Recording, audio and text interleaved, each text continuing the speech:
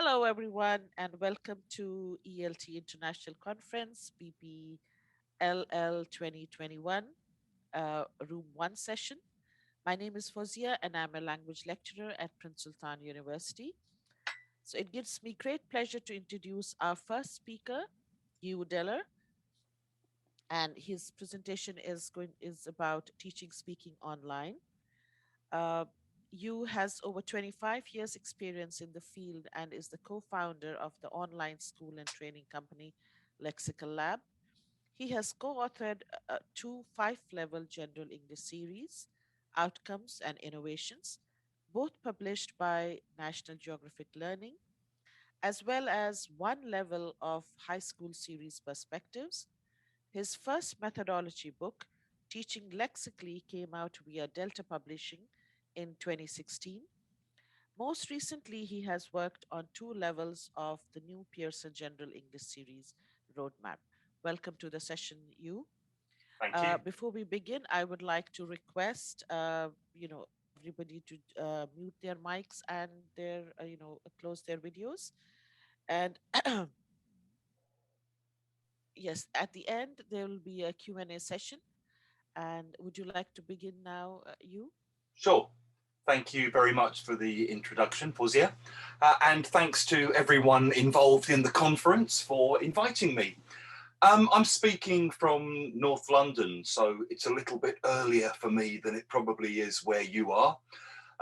It means I was up at the crack of dawn this morning and had to drag myself out of bed while the rest of my family is still sleeping. But hey, here we are.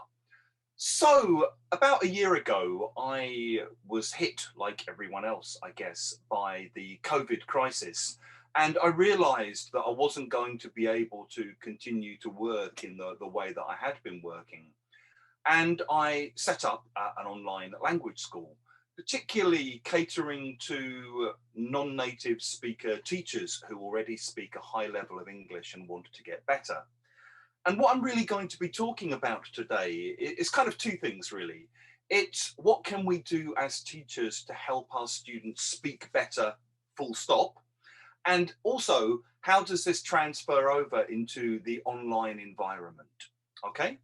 And I wanted to begin really just with some basic principles about speaking. I think the first thing to say is you don't get better at speaking just by speaking. Okay, you get better at speaking by first and foremost learning more language and slowly learning how to integrate that language into your speaking. I think from a teaching point of view, any speaking that happens in any classroom should be viewed as a chance for us to provide feedback on what students don't know. And any speaking that happens in any classroom is an opportunity for us as teachers to teach something new to our students. I think we also need to think about the kind of speaking that we're asking our students to do. And I think we need to ensure that speaking isn't just a kind of mindless manipulation of grammatical forms. Speaking needs to be personally meaningful. It needs to engage the whole person. Where possible, where relevant, it needs to contain a degree of freedom. So it's not just regurgitation of other people's language. And I think ideally, speaking should relate to students' ability to deal with everyday life, to exchange ideas and thoughts and feelings and experiences and opinions, and just to get a deeper understanding of other cultures, other ways of living, other ways of thinking, other ways of being. In terms of what students need in order to develop as speakers in a foreign language, well, on an absolutely basic level, of course, they need the chance to speak. And I would suggest, a bit like Jake was saying in the last session, not only to a teacher, but in groups, in pairs, among each other as well, as far as possible. And I realize that's not always possible in whatever context you're working in. But they need a chance to speak. They need interesting and engaging tasks to get stuck into. They need some degree of freedom within these tasks so that they can try to express things they want to try and express, as opposed to just repeating things that have already been presented to them. Probably they need some time to prepare, whether that's in class or out of class, we can talk about as we go through. They probably need a little bit of scaffolding or support, something that they can hold on to if they're not feeling very secure about their ability to manage the speaking that you're asking them to do. They need some kind of models that they can aspire to, they can take from, they can hold on to, they can be inspired or influenced by. While they're trying to speak, they will probably need some assistance. And again, that can come from us, but it can also come from their peers sometimes. They need feedback on what they've done. They need to be made aware of what they did well. They need to be made aware of how they could do things better next time around. I think stage 9, we often miss out, and I think it's really important. They almost certainly need the chance to try again. I think all too often we do a task, we give feedback, we move on. In other areas of learning, like if you're learning a musical instrument or you're learning to drive or you're learning to teach, you get the opportunity to repeat things over and over and over and over and over and over again, and to reflect on what you're doing well and how you could do things better. And they probably need links to further learning, whether that's links to things like Quizlet or Kahoot, or whether that's links to further models or links to dictionaries or whatever. There needs to be some way beyond the classroom of extending their ability to learn about what they're trying to do. In terms of ensuring engagement in the classroom, I think often the material itself fails to engage students. And sometimes there may also be the added problem of the preparation itself not working sufficiently towards engaging students as well. Often, in terms of what we ask students to discuss in the classroom, there may be too few questions. The questions may be easily answered with a simple yes or no. And a lot of students will go for the minimum effort required. And they'll take few risks because they're scared of making mistakes, they're scared of getting caught out. Sometimes speaking doesn't motivate students because it's too obvious. You know, when two students have got a picture and we're asking them, describe the picture from a student's point of view, I remember this from school myself, your feeling is often, well, it's there. Look at it. Why do you need me to tell you when you can see it? Sometimes we give students tasks that they just don't have the life knowledge or the cultural knowledge to be able to discuss. Some tasks are too creative, require too much imagination, too much background knowledge to be done spontaneously. And sometimes students just won't see the point of what we're asking them to do, often because it doesn't relate to their everyday lives, their experiences, their opinions, and so on. So I think what this means is when we're planning, it means bearing all of this in mind and thinking about, do we need to add supplementary questions to the material that we're bringing to the classroom? Maybe we can encourage students not just to talk about themselves, but to talk about people they know more generally. You know, rather than asking, have you ever? Do you know anyone who's ever? Have you heard any stories about people who have? Sometimes we just need to explain the purpose of the task. So what we're going to do now is a little bit of speaking about blah, blah, blah, which will allow you to practice some of the language we looked at in the last lesson. So you're just creating these links or threads between classes. With weaker students, I think it's often very wise to get them to do a dress rehearsal in their own first language. And as a teacher, you can listen to that. You can think, I bet you don't know how to say that in English. Here's a couple of phrases based on what I've heard you saying in first language that you can try to use in second language. And if you're a bilingual teacher, working with students who share the same first language as you, this is a great superpower that you have. Okay, this ability to listen to students in L1 and think about how to help them perform better in L2. You can encourage students to write notes, to look up words they want to use in a dictionary beforehand so that they've got something to hold on to when you launch them off into their speaking. And you can teach something new based on what the students actually say so that they feel there was a purpose or a goal to their actual speaking apart from just practicing speaking. The speaking becomes both a practice and a way of getting taught new language that might be helpful next time around. In terms of preparing, I think another thing we can do before we go into the classroom is to look at the speaking that we're going to ask students to do and predict some of what we think they might say.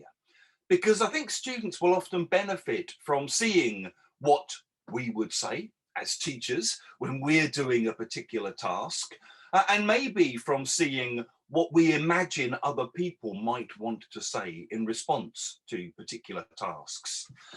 Predicting what you think might be said is also really useful as a way of assessing a task, because sometimes you look at a speaking task in a course book or in some published material, you think, oh, that will generate lots of speaking.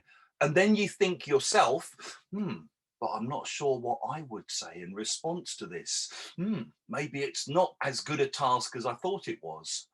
Or maybe you think this task will help them practice this language, but when you do the task yourself, you realize that you didn't use any of the language that you'd recently been teaching, and maybe you need to either just accept that or change the focus a little bit.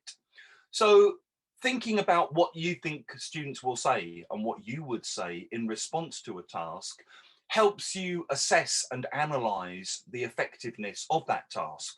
And personally, I often just use my phone and record what I think students are going to say in response to tasks. Whole sentences, little exchanges, little dialogues, to help me bear in mind what might come up and what I might focus on.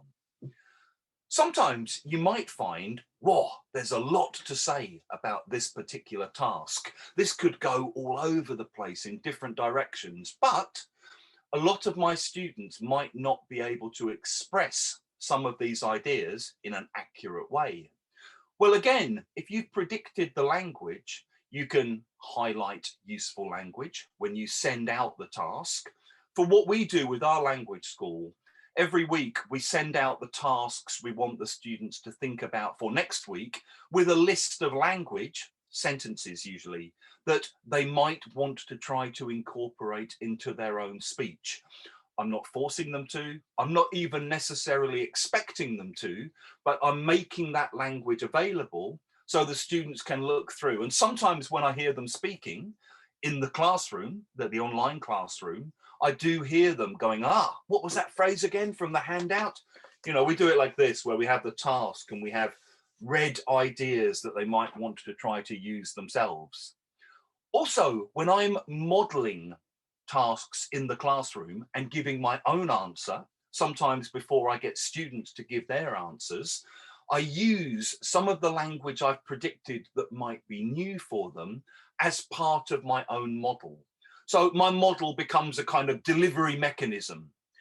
It also means when students are preparing, whether that's in L1 or in L2, you're more able to go, yeah, I know the phrase or the word or the collocation you're looking for. And it looks like you're doing that spontaneously, but that's easier if you've already predicted and thought about what you're doing. And then when students are actually speaking, you're maybe more aware of how to help them say things better because they're having problems with things that you predicted they're having problems with. So this is something that came up in one of my classes. And again, you may decide this particular sentence isn't culturally appropriate for your context, but the idea behind it, I think, is applicable wherever you are. We were doing a lesson on parenting and childbirth and children and bringing up kids. Okay. And I teach this group of all women that wanted to have this conversation. It was a topic they'd requested. So we had a little warmer about, do you know anyone who's pregnant at the moment or anyone who's recently had a baby? So what I then did beforehand is just to send out a list of language that the students might want to use. And it included stuff like this. One of my friends is 8 months pregnant at the moment. She's due, the due date sometime next month. They've been trying for ages. She'd started to think they just couldn't have kids. She hasn't had a scan yet. They don't know if it's a boy or a girl. It was quite a difficult birth. She was in labor. When's it due? Do you know what it is yet? How's she feeling about it all? How was the birth? How big's the baby? So it's just feeding in language that I would use when talking about these topics, have used when talking about these topics, and language that the students might want to talk about something that they wanted to talk about themselves. So this is the kind of power of predicting language based on a specific task rather than based on a lexical set or based on a particular grammar structure. It also means you recycle different grammatical structures more over time because students see things like the present perfect, had to talk about the past repeatedly over time in different contexts. The next thing that I'm going to suggest is useful is modeling, okay? Where basically you're in the digital classroom and you're saying, in a minute, I'm going to ask you to talk about this. First, I'm going to give you my own example. Some tasks are obviously easier to model than others. So if you're answering questions or commenting on statements or telling a story of some kind or producing some kind of longer stretch of speech, it's easier to give your own version of that. And I think even though this means the dreaded teacher talking time, it's good teacher talk because what you're doing is you're clarifying for students how you expect them to answer. You're reinforcing the purpose of the task by including some of the language that you've maybe taught, by linking it to things that have come before. It gives you a chance to feed in new language that you've predicted might be useful. It gives students breathing time. I mean, if I went into the class and said, okay, in groups, tell each other about terrible journeys, you'd be sitting there thinking, you go first. No, you go first. Terrible journeys. If you say, in a few minutes, you're going to be talking about terrible journeys. For example, one of the worst journeys I ever had. While I'm telling that story, you might be thinking, that reminds me of something that happened to me once. Okay. I think also it shows the students that you're a human being. It shows that you're willing to share your own ideas and your own experiences with them. And that makes them more likely to do the same for you. So again, this is something that I had recently as a revision activity. The language here in bold is stuff that had come up in the class previously, and we were doing personal discussions about this. I just asked the students first, choose one that you want me to talk about, okay? They all went for number one. What kind of things have kept you going, kept you sane through lockdown? I gave my example, okay? And it was literally just me saying, well, lockdown's been quite difficult, especially this third lockdown, because it was unexpected. The weather's been miserable. I've been locked up inside for weeks. I've been going a little bit crazy in here, but my family keep me sane. When they're not driving me mad, they keep me sane. Reading keeps me sane. Listening to music keeps me sane. I've taken to going on long walks on my own in the evening, just to get away from everything, to get some fresh air, to keep my head straight. And often, as I'm saying things like this, I see students writing things down or making notes, and then I hear them using some of those things themselves when they're giving their own answers. So the power of a model, I think, is something to really think about. Then, when we're giving feedback on the speaking, this is another area where I've changed massively. When I was a much younger teacher, just the fact that students had done any speaking was impressive for me. And I'd kind of go, wow, you did lots of speaking, that was great. I must be a really student-centered teacher. Well done, me. Then I started becoming obsessed with grammar mistakes. And I would basically say, you did some great speaking, well done. However, I heard 27 grammar mistakes. I've written them down on the board. Let's correct them. And the students would kind of go, oh. Now, the way I think about it is the main purpose of a speaking activity is to give students practice, sure, but it's to give me as a teacher the chance to teach some new language or to focus on new aspects of half-known language. So my feedback now is, that was great. I heard some really interesting things. Thank you for sharing. Let's look at how to say some of the things you were trying to say better. And that's a very different psychology to you made 27 grammar mistakes. I'm still upgrading the students' language. I'm still helping them say things better, but I'm sending a much more positive psychological message.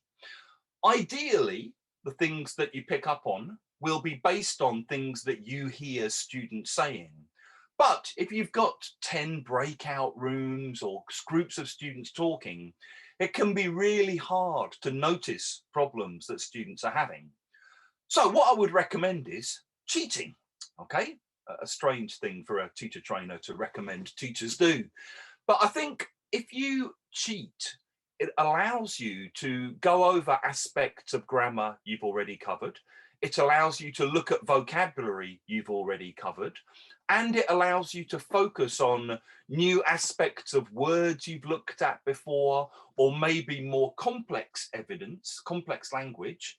It might also help you look at common L1 to L2 mistakes that you know are a problem, even if you don't hear students make those mistakes themselves. And what it means is basically you have a list of language that you're going to look at hidden up your sleeve. So if you don't hear enough coming back from the students, you can use the language you've predicted. And even though this is kind of cheating, because what I'm doing is saying, okay, I heard someone say, students don't know who that someone was. They never ask, who said this? Basically, what they want is some feedback that will help them say things better in future. And the language that I'm bringing to my feedback sessions may have actually been problems for some students, even if I didn't hear it.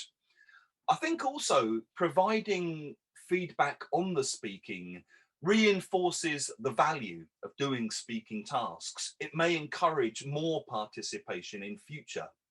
It also allows you as a teacher to practice writing in real time while students are discussing things, while you're talking to students. For me, I'm writing on a Word document that I share screen at the end of my Zoom lessons. Maybe some of you are using Google or you're using Jamboard or whatever you're using, but you need practice at writing in real time. I think also, if you know you already have some language to look at, maybe it helps you calm down when you're monitoring, and this relaxed state helps you hear students better. A lot of the most effective teaching, I think, takes place while students are communicating, when they're having problems, when communication breaks down. And again, this may mean rethinking what we focus on, because it's often not little grammar mistakes that cause communication breakdown. What often causes communication breakdown is students not knowing words, students stopping and saying, 1 minute, let me check my dictionary, students using L1 instead of L2, when they're doing a task. And that's when you realize, gap in the language here. Students asking you or asking classmates, how do you say blah, blah, blah, blah, blah in English? Sometimes students hesitate and they kind of swerve to avoid a gap in their language. Sometimes one student will explain something, someone else will look confused or ask, what do you mean? In all of these situations, you've got an opportunity to feed in something which is directly meaningful and relevant to your students. You might also notice other aspects of student output that are incorrect, where maybe they're making mistakes, maybe with things that you've taught them already. My own feeling is that unless those things are causing problems, they're not the priority. They're not the main thing to worry about. Of course, you can still make a list of errors that you want to look at. You may even give the student who made the mistake the chance to self-correct afterwards. But my own feeling is that error correction shouldn't be the main focus of our feedback. If error correction corrected errors and stopped those errors from ever happening again, I would say do it, encourage it as much as you can. But I think we all know in our heart of hearts, it doesn't work like that. Just correcting a mistake doesn't stop the mistake from happening again. I think it's much more useful for students to just see examples of things they were trying to say that aren't necessarily error correction based, but that help them think about how to have conversations better. I think also what we need to be doing, okay, is when we're providing feedback, when we're intervening in student communication breakdown, and we're giving them the language to say what they want to try and say, we can assume that generally students will understand meanings because they tried to say it. So if I'm teaching an elementary class and I say to my student, you know, what are you doing this weekend? I drive, lesson, learn, drive. Oh, you've got a driving lesson. Yes, I've got a driving lesson. How long have you been doing that? How long? You already do that? 1 year. Well, that student understands how long have you been doing that in that context, okay? Because we've just negotiated the meaning there. They can probably repeat that if I give them the opportunity. They may even integrate that one sentence, not necessarily any other aspect of the present perfect continuous, but that one sentence into their own English. But if we're looking at this kind of thing, when we're going through feedback, we might also want to think about, you know, the kind of things we do when we're working with vocabulary in general. Maybe giving additional examples, maybe pointing out little patterns or little chunks, maybe asking questions to the group about vocabulary or grammar, maybe getting extra ideas from our students about what we're writing up on the board. Maybe then getting students to repeat tasks with different partners or setting new tasks based on what's come up during our feedback. And again, I'll just show you some of the things that came up during a recent lesson I was teaching and talk you through what I did with these, okay? So this is what I ended up with on the board. But what I originally had was this with some gaps. So I had things like I'm ... work at the moment. I'm a bit ill. I had to go to the doctors to get an official S ... N ... Okay. I finally up, opened up my own language studio. Wow, that's very B ... of you. Okay.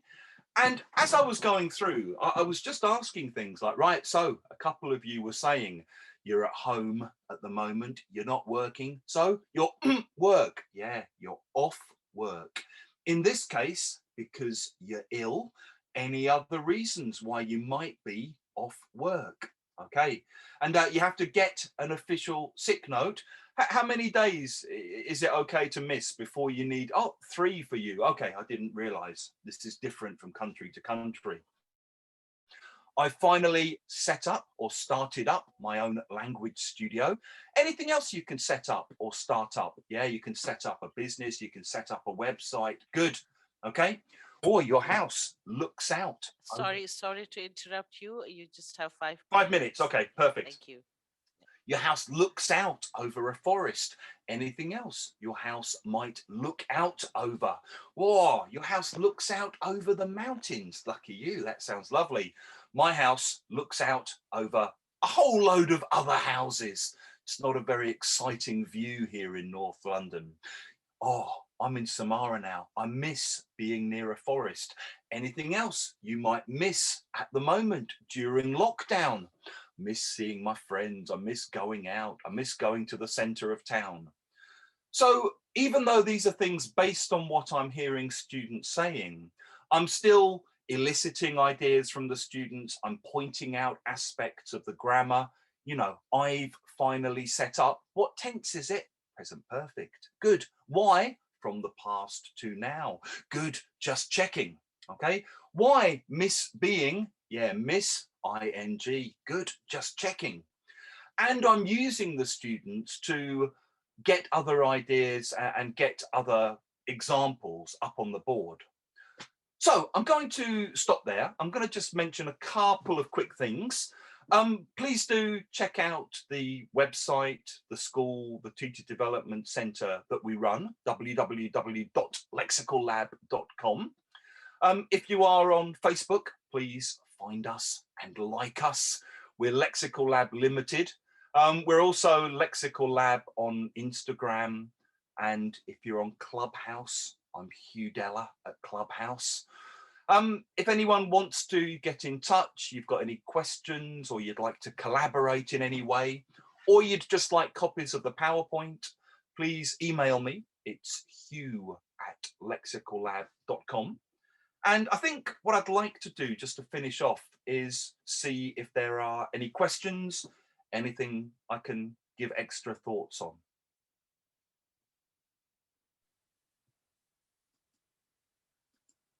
I have a chat box. Okay, I'm looking at the chat box as Yeah, well. me too. If anyone does have any questions, feel free to just stick them in the chat box there. Or they can unmute themselves to ask the question directly. Yeah. That's okay. Uh, Ladies and gentlemen, you have about 5 minutes to ask questions. Yeah, A new message. Ah. thank you. Thank yous are the Great. easiest kind of questions to answer. How can How we? can you Okay, so develop we have real one. trust in online learning? So I think in a way, the same way, Mohammed, as you develop real trust in any kind of learning, which is it's first and foremost about the relationship between the teacher and the students. And the way that your students come to trust you online is by seeing you as an authentic person, by getting to know you as a person, by seeing that, you know, you're not mocking them or laughing at them or intimidating them or overcorrecting them. And that you're also willing to give something of yourself in the classroom in a kind of meaningful human kind of way.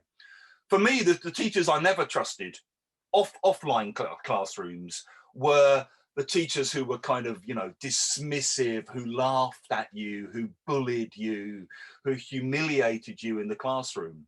And I think, you know, if you're not doing those things, you're already on the way towards being more trusted by your students than many of the teachers they will have had. How do I go about eliciting from students what they want to talk about?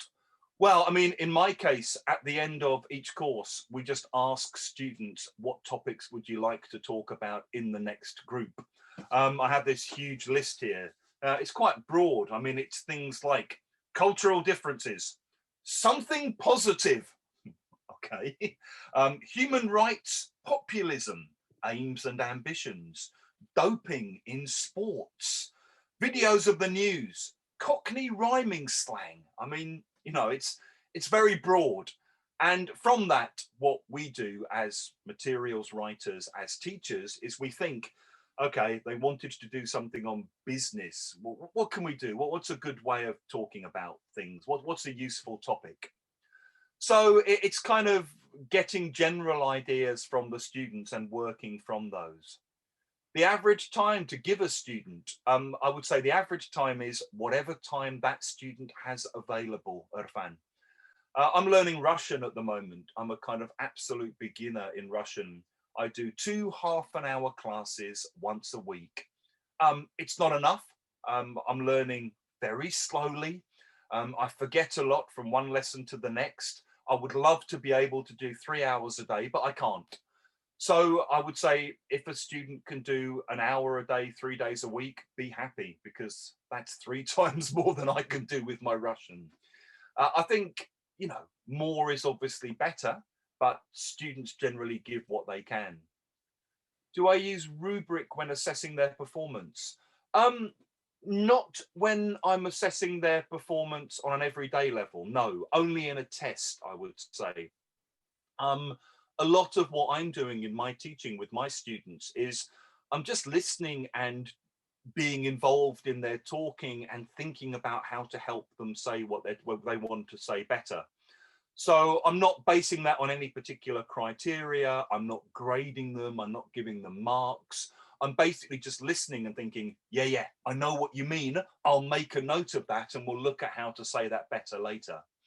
When they're doing actual assessed speaking, like for exam practice or at the end of a course, sure, I think it's important to have clear criteria that you're grading the students on. GTM, grammar translation method. I would say the answer to that is probably no, not in this day and age.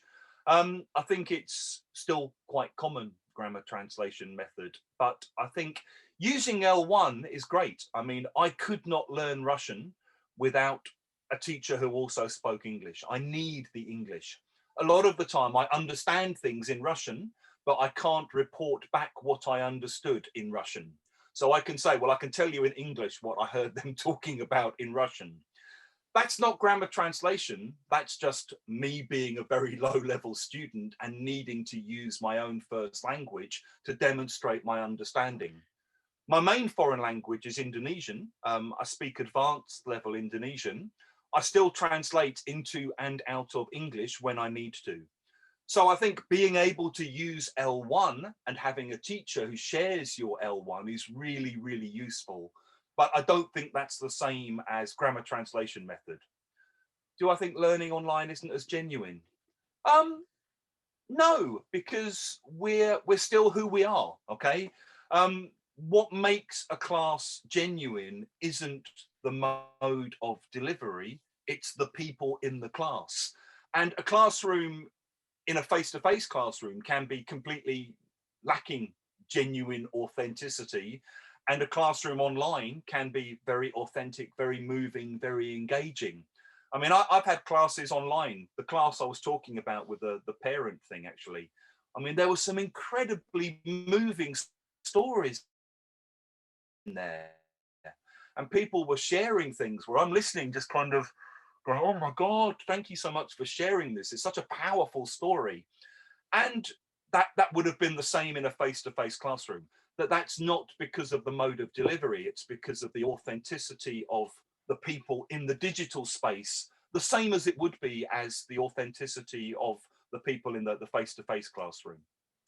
Yeah, short videos, great, and Thank great you, as Hugh. homework as Thank well. Fawzia, you're going to stop me, aren't you? you. I'm sorry, but yeah, we just have to find. I'm sure they can Yeah, send you the please do. If questions. anyone has You've already anything else, shared your, please email me. so that would be great.